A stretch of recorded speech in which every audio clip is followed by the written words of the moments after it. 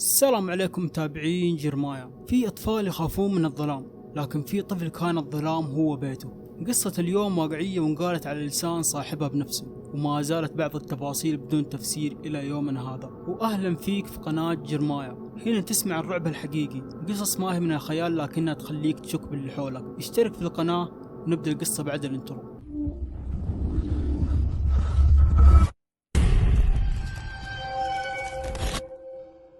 القصة حصلت في حي قديم على أطراف الخرج، بيت صغير ومستأجر جديد من عائلة اسمها عائلة المنصور.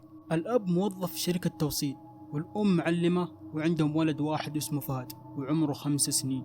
البيت ما فيه أي شيء غريب إلا درج خشبي قديم وتحته فراغ كبير شوي وكأنه مخزن. المكان مظلم وما في أحد يفتح بالعادة. وفي اليوم الخامس من انتقالهم للبيت، الأم لاحظت إن ولدها فهد كل ما اختفى تلاقيه جالس تحت الدرج. ويوم تسأله ليش، يقول عنده صديق هناك بس هو يقول لا تزعجونه. الأم كانت تضحك وتعتقد إنه صديق خيالي، لكن الغريب إنه فهد صار يرسم عيون كبيرة ووجه بدون ملامح. الأب هنا بدأ يتضايق وسكر باب الدرج بقفل بلاستيك، بس ثاني يوم لقاه مفتوح والولد نايم تحته. وكل يوم فهد يصير أكثر برود، ما عاد يلعب ولا يضحك، وحتى صوته صار ثقيل وكأنه مو صوت طفل.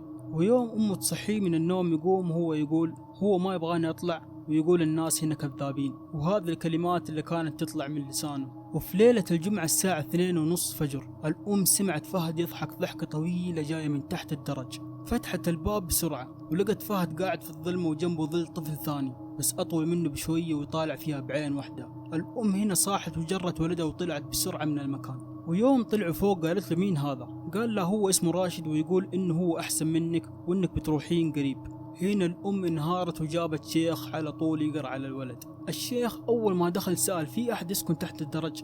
هنا الأم وأبو الولد سكتوا، والشيخ فتح المصحف وبدأ يقرأ.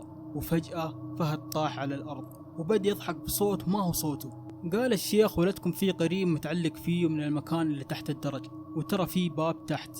قالوا باب؟ وأي باب؟ واستنكروا الشيء ذا، وقال لهم إنه في باب بيننا وبينهم مفتوح. هنا الشيخ استمر يقرأ، وفجأة لمبة الصالة انفجرت والهواء صار بارد بشكل مجنون لدرجة إنه الأم طاحت من الخوف.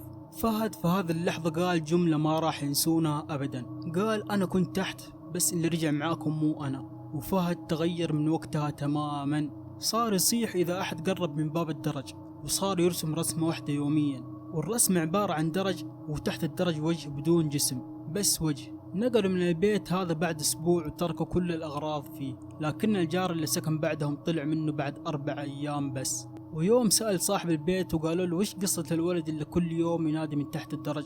قال ما في أي أحد ساكن هنا، في بيوت تنبني على أرض وفي بيوت تنبني على قصص ما تنتهي.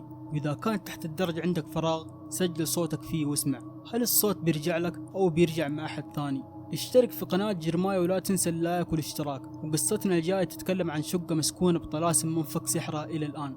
دمتم بخير، سلام.